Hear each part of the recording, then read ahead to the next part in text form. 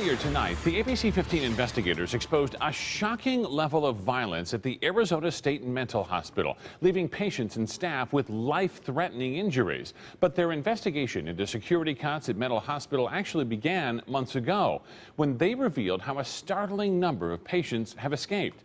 And now, ABC 15 investigator Dave Biskuping has learned, because of our story, the hospital's top administrator has quietly added security measures.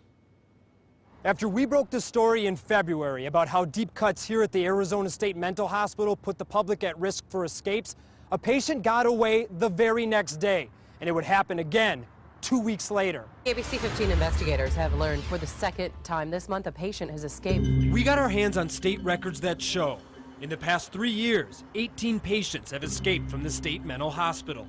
And 4 of those patients, some with criminal records, are still on the streets. There have been patients that have escaped and not been found.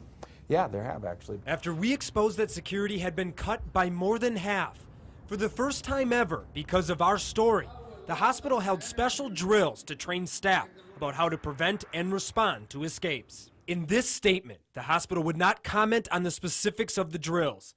That's because they say the security measures are taken to protect Arizona residents, as well as patients and staff at the facility. And even though the state's top behavioral health official, Corey Nelson, told us that the hospital didn't need any more security, we also found the hospital hired extra workers from a temp agency and reassigned some of its transportation staff to specifically watch the campus. Since our last story, the hospital has brought in some extra temp workers, is that correct? The hospital has continually used temporary workers for many, many years to fill vacancies. Are there extra? Because that's what we heard, extra were brought in, more than had been in the past. At a couple of instances, there were a few extra people brought in as we were going through some modifications to the facility. Records show taxpayers have paid hundreds of thousands of dollars for temp workers from a company named Concentric that contracts with the state.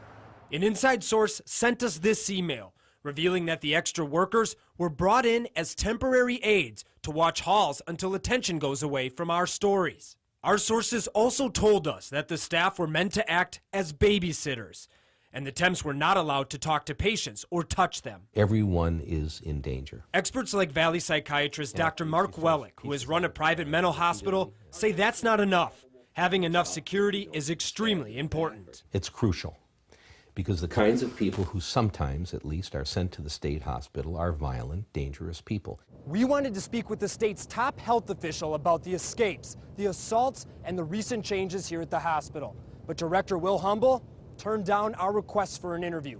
So we let your state legislators and the governor's office know what we found, and we'll let you know if they plan to do anything about it. I'm investigator Dave Biskuping, ABC 15 News. And Dave will stay on top of this story, and you can find all of his reports in the State Mental Hospital on our website, abc15.com, right now.